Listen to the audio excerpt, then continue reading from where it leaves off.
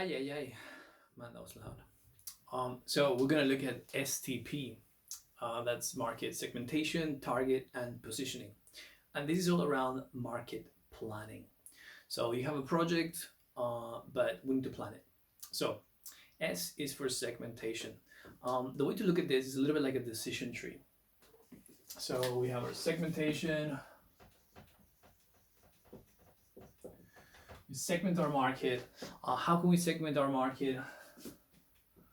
I have this acronym here, the big.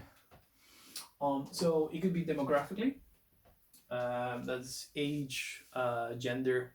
So look at appetizer, females above the age of 25. And why females above the age of 25? Above the age of 25, they have more disposable income.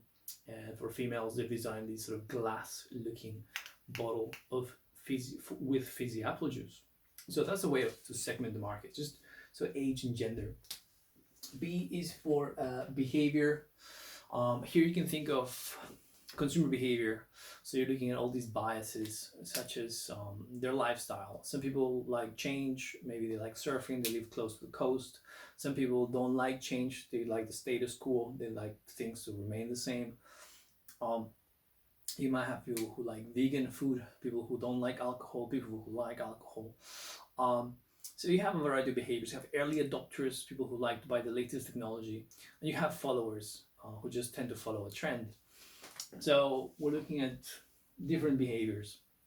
And then we have income. So income tends to follow A, B, C, C1, C2, D, and E. Now, if you just finish your studies, you're likely to be an E. So that's gonna be your minimum wage person. They're unskilled and they're working, but they're unskilled. So they're earning, maximum 18,000 a year. So 18,000 pounds. Well, then you get your D. So they're training. So they have a little bit more skills, a few more skills, and they earn a bit more. So they're around 20,000 a year. You go your C1 and C2. So these are skilled people, either manual or in services.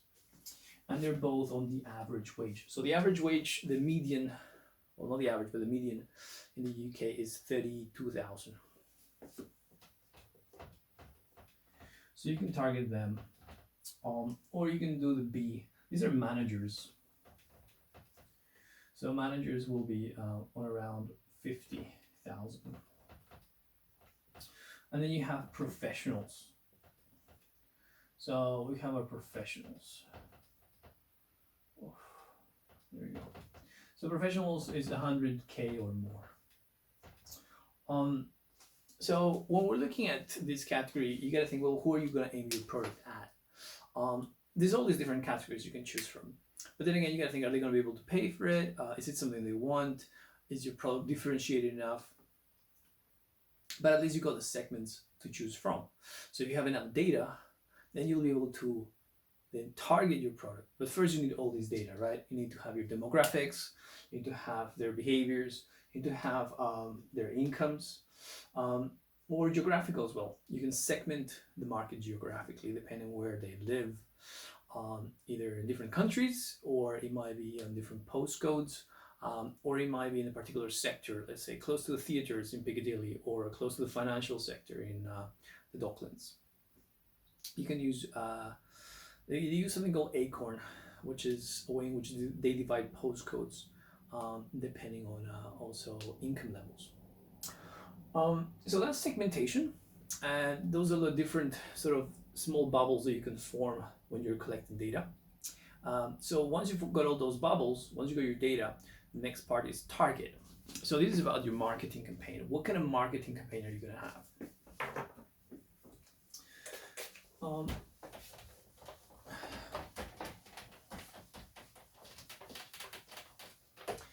So marketing campaigns, let's target. So that's the next stage. So we have this kind of breakdown into two axes, right? So one is to do with how unique the campaign is, how differentiated it is, or if it's mass.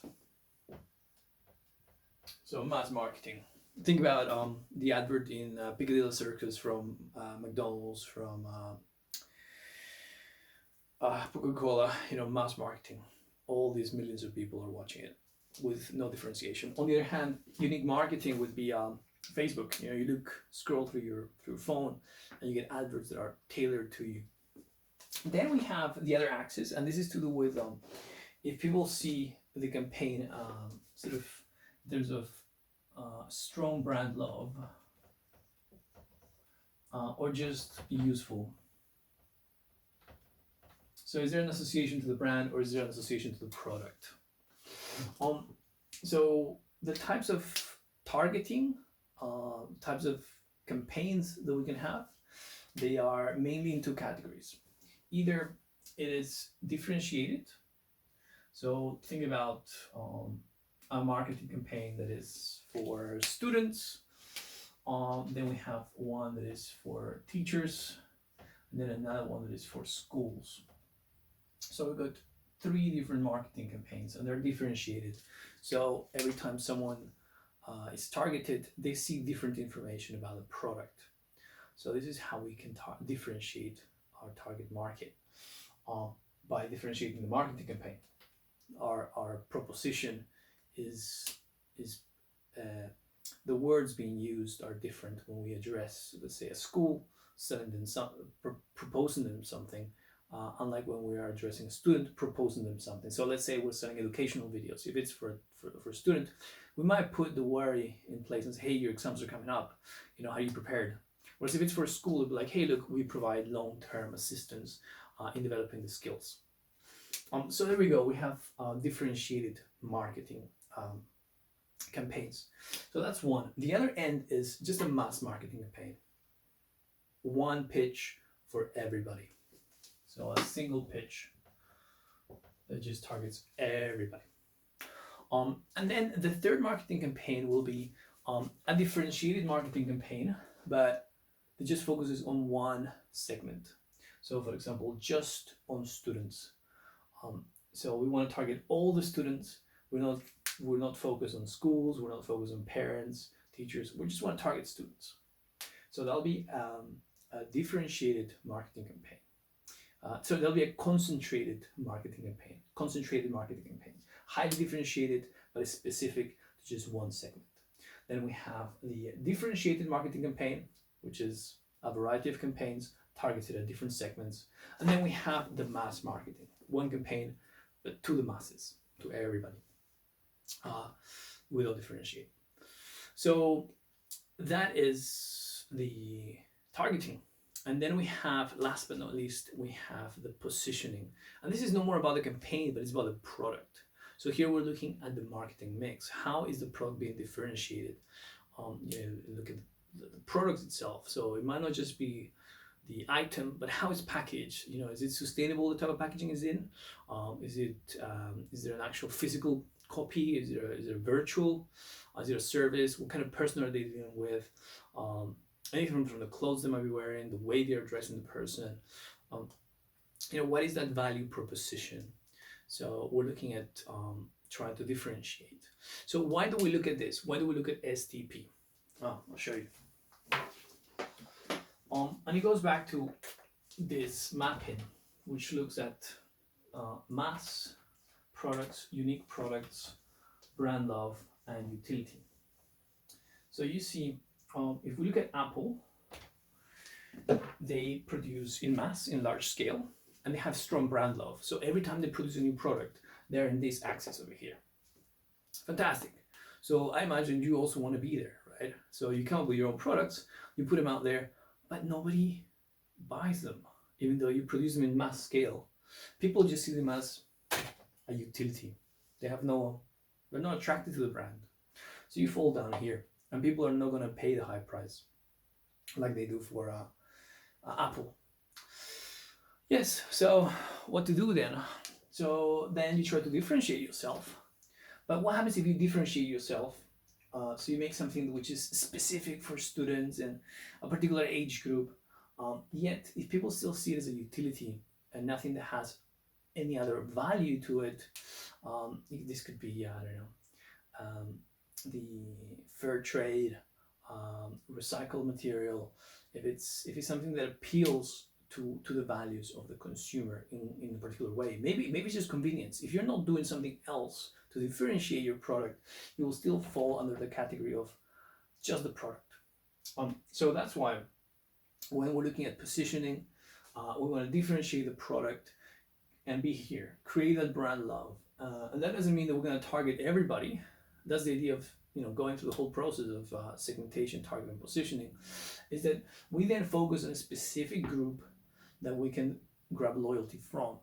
And then as we build this loyalty by making this unique product for them, we can start increasing those prices, and we will carry them with us in our journey as we bring out new products, new solutions, new resources, so that we can then upscale our market and provide that lower cost per unit as we mass produce our products that people are going to love, not just because of the problem they solve, but because of the extra benefit we're providing. Either it's convenience, you don't have to go anywhere, we'll take you where you are, or maybe every time you are buying from us, we're also helping the local community, we're building something, or we're cleaning, or it's fair trade, or it's recycled material, and so forth.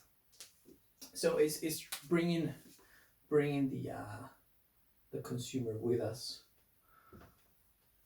And the only way to do it, again, STP. Segment, target, and positioning. Until next time.